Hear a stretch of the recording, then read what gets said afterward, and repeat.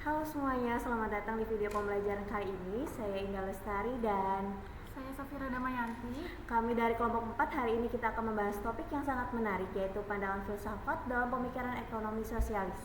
Pernahkah kalian bertanya-tanya mengapa ada sistem ekonomi yang berbeda-beda di dunia? Dari mana asal-usul sistem ekonomi seperti sosialisme? Nah, di video ini kita akan menjelajahi bagaimana dasar-dasar filsafat mempengaruhi pembentukan teori dan sistem ekonomi sosialis, terutama hubungan antara gagasan filsafat tentang manusia, keadilan, dan masyarakat dengan struktur ekonomi yang diusulkan oleh para pemikiran sosialis, seperti Karl Marx. Mari kita mulai. Apa itu sosialisme? Pertama-tama, mari kita pahami dulu apa itu sosialisme. Sosialisme adalah sistem ekonomi dan sosial yang lahir sebagai reaksi terhadap ketimpangan sosial yang muncul akibat kapitalisme.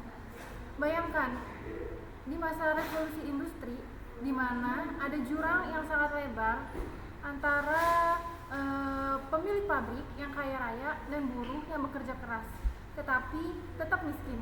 Nah, sosialisme itu menekankan 3 hal utama. Yang pertama, pemerataan kesejahteraan untuk semua orang. Kedua, kepemilikan bersama atas alat produksi seperti pabrik, tanah, dan mesin. Ketiga, tujuan untuk menghindari eksploitasi manusia oleh manusia. Nah, tujuan utama sosialisme adalah menciptakan masyarakat tanpa kelas, di mana tidak ada lagi pembagian antara yang sangat kaya dan yang sangat miskin. Filsafat menjadi landasan etis dan teoritis yang menegaskan nilai keadilan dan kesetaraan sosial.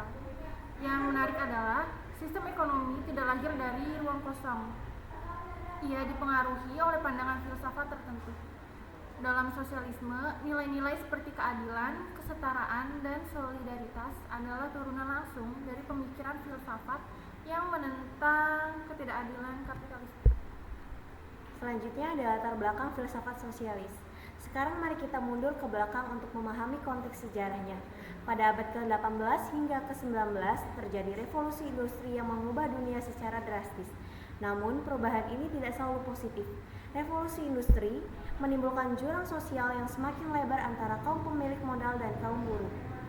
Sistem kapitalisme yang berkembang pada masa ini menyebabkan eksploitasi tenaga kerja dengan jam kerja yang panjang dan upah yang sangat rendah, kemudian monopoli kekayaan oleh segelintir orang, kondisi kerja yang tidak manusiawi. Kemudian kondisi inilah yang memunculkan berbagai pemikiran alternatif. Para pemikir mulai mencari sistem ekonomi dan sosial yang lebih adil. Ada 2 kelompok besar pemikiran sosialis. Pertama, sosialis utopis seperti Saint-Simon, Fourier, dan Robert Owen. Mereka membayangkan masyarakat ideal yang harmonis dan tanpa penindasan, seperti mimpi indah tentang dunia yang sempurna. Kedua, ada sosialis ilmiah seperti Karl Marx dan Friedrich Engels. Mereka memberikan dasar ilmiah seperti historis bagi gagasan sosialisme melalui analisis mendalam terhadap struktur ekonomi dan perjuangan kelas. Jadi, filsafat sosialis lahir dari kritik moral dan intelektual terhadap ketidakadilan sosial yang dihasilkan oleh kapitalis. Selanjutnya ada dasar filsafat sosialis. Nah, sekarang kita masuk ke inti pembahasannya. Apa sih dasar filsafat yang melandasi sosialisme? Ada 3 pilar utama. Yang pertama, materialisme dialektis. Konsep ini sangat penting untuk dipahami. Menurut materialisme dialektis, realitas ditentukan oleh kondisi material seperti ekonomi dan produksi, bukan oleh ide-ide abstrak semata. Perubahan sosial itu muncul dari kontradiksi dan konflik kelas. Karl Marx pernah mengatakan kalimat yang sangat terkenal, yaitu sejarah seluruh masyarakat adalah sejarah perjuangan kelas. Artinya, sepanjang sejarah manusia selalu ada pertentangan antara kelas yang berkuasa dan kelas yang tertindas. Filsafat ini menolak pandangan idealis dan menegaskan bahwa perubahan menuju sosialisme merupakan akibat alami dari pertentangan antara buruh dan kapitalis. Yang kedua ada humanisme. Pilar kedua adalah humanisme. Sosialisme memandang manusia sebagai makhluk sosial dan produktif yang harus terbebas dari eksploitasi. Tujuan ekonominya adalah menghapus keterasingan atau alienasi akibat kapitalisme. Apa itu alienasi? Alienasi terjadi ketika seseorang buruh merasa terpisah dari hasil kerjanya. dari proses kerja, bahkan dari dirinya sendiri sebagai manusia.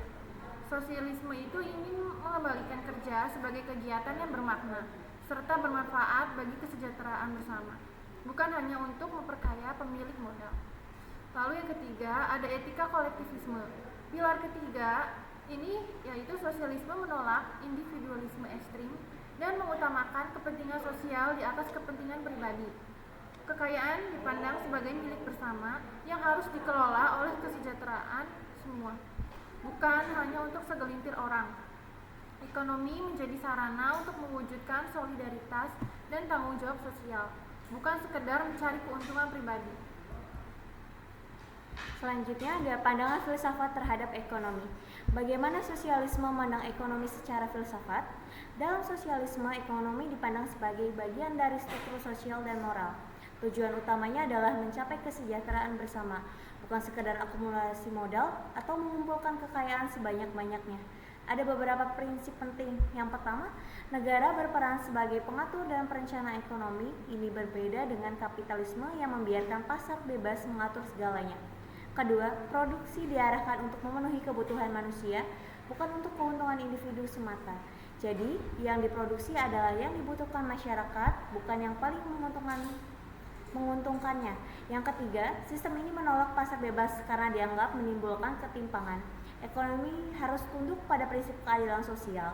Intinya, ekonomi bukan hanya soal angka dan uang, tetapi juga soal nilai-nilai kemanusiaan dan keadilan. Selanjutnya, pemikiran ekonomi menurut Karl Marx. Tidak bisa membahas sosialisme tanpa membahas Karl Marx, tokoh paling berpengaruh dalam pemikiran ini. Menurut Marx, kapitalisme menimbulkan penindasan karena kepemilikan pribadi atas alat produksi. Apa maksudnya? Pabrik, tanah, mesin-mesin dimiliki oleh segelintir orang, sementara buruh hanya memiliki tenaga kerjanya. Marx memperkenalkan beberapa konsep penting, yaitu teori nilai lebih. Buruh menghasilkan nilai melalui kerjanya, tetapi bagi yang diterima sebagai upah jauh lebih kecil dari nilai yang mereka hasilkan. Selisihnya diambil oleh pemilik modal sebagai keuntungan. Inilah yang disebut nilai lebih atau surplus value. Alienasi, buruh mengalami keterasingan dari kerja dan dari dirinya sendiri. Mereka bekerja bukan untuk mengaktualisasikan diri, tapi hanya untuk bertahan hidup. Perjuangan kelas Marx melihat sejarah sebagai perjuangan antara kelas yang memiliki alat produksi dan kelas yang tidak memilikinya. Solusi Marx adalah sosialisme, yaitu menghapus kelas sosial dan mengubah kepemilikan menjadi milik bersama. Tujuan akhirnya adalah tercapainya masyarakat tanpa kelas atau komunisme, di mana tidak ada lagi eksploitasi dari semua orang hidup setara. Tujuan ekonomi sosialis dan kritik terhadap kapitalisme. Apa tujuan konkret ekonomi sosialis? Ada 4 tujuan utama. Pemerataan pendapatan dan kesempatan ekonomi untuk semua lapisan masyarakat, penghapus eksploitasi manusia oleh manusia, tidak ada lagi yang menindas atau yang ditindas, pembangunan ekonomi berorientasi kebutuhan sosial, bukan profit semata, menguntungkan nilai kemanusiaan di atas nilai pasar. Manusia lebih penting dari uang. Lalu, apa kritik sosialisme terhadap kapitalisme? Kapitalisme dianggap menyebabkan ketimpangan ekonomi ekstrim antara yang kaya dan yang miskin. Krisis berulang akibat overproduksi dan ketidakseimbangan ekonomi.